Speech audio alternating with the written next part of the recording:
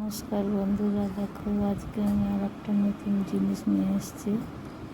আজকে আমি বানাবো আম দিয়ে পরোটা বা রুটি, লুচি, যে সব কিছুই হতে পারে। তো আমটা আগে এরকম করে কেটে নেব, নিয়ে মিক্সিতে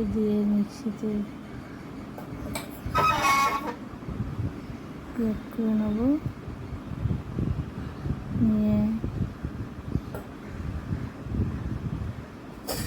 আটার মধ্যে মিশিয়ে রুটি করতে হবে। তো আমের পাতটা বার করা হয়ে গেছে, পরিমাণ মতন কাতটা দিয়ে আটাটা মেখে নেব। আটা হতে পারে, ময়দা হতে পারে, ঠিক আছে। তো এটা মেখে নিয়ে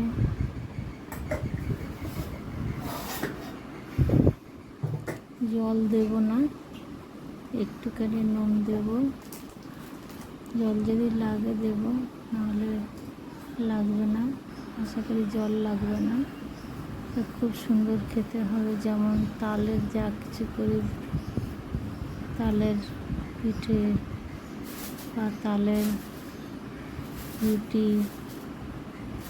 তালের পকোড়া, আমও সেম, সব কিছু করা যাবে। আমার তো আইসক্রিম হচ্ছে, ঠিক আছে। আমের কুলফি হবে। তো এইভাবে আটাটা মেখে নিতে হবে। একবার খেয়ে দেখলে মজা লাগবে। মাখা হয়ে গেছে, এরকম মাখা হবে। দেখো করে করছি। এবারে রুটিটা বেলবো আমি। রুটিটা বেলছি, একটু মোটা মোটা হলে ভালো লাগবে পরোটা। এই 3 কোনা পরোটা বা গোল পরোটা যেমনই হোক হবে।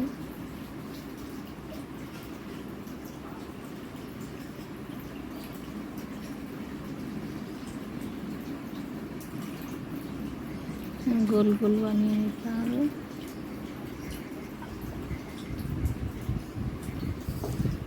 আমার তো রান্নাঘরের পাথরটা পরিষ্কার বলে আমি ওটাতেই বেলে নিই, আর বেলনা বার করি না। কিন্তু এটা পরিষ্কার করে নিয়ে রাখি আগের থেকে।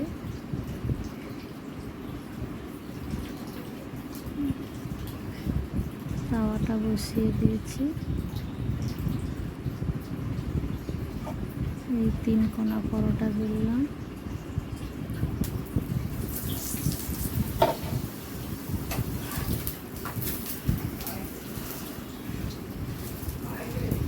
এটা 3 কোনা পরোটা, দেখতে সুন্দর লাগছে। একটু মিষ্টি দিলে বেশি ভালো লাগবে। সবাই তো মিষ্টি খায় না, সেই জন্য প্লেন আটা যেমন মাখে আটা, সেরকম মাখা হয়েছে। এর মধ্যে মিষ্টি দিলেও হয়। আর একটা আমি গোল বানিয়েছি, গোলের এরকম পরোটা হবে বা রুটি হবে, যেমন খুশি করা যায়। একটা সুন্দর জিনিস, একটু খেয়ে দেখলেই ভালো লাগবে। হয় না সবসময় আম কেটে আম খাওয়া হয় না, আম দিয়ে আর একটা কিছু বানাই, তাহলে সেটা ডিনার হোক, ব্রেকফাস্ট হোক, যেটা হোক হয়ে যাবে, ভালোই লাগবে। দুধ দিয়েও খাওয়া যাবে বা তরকারি দিয়েও খাওয়া যাবে, মিষ্টি দিয়েও খাওয়া যাবে।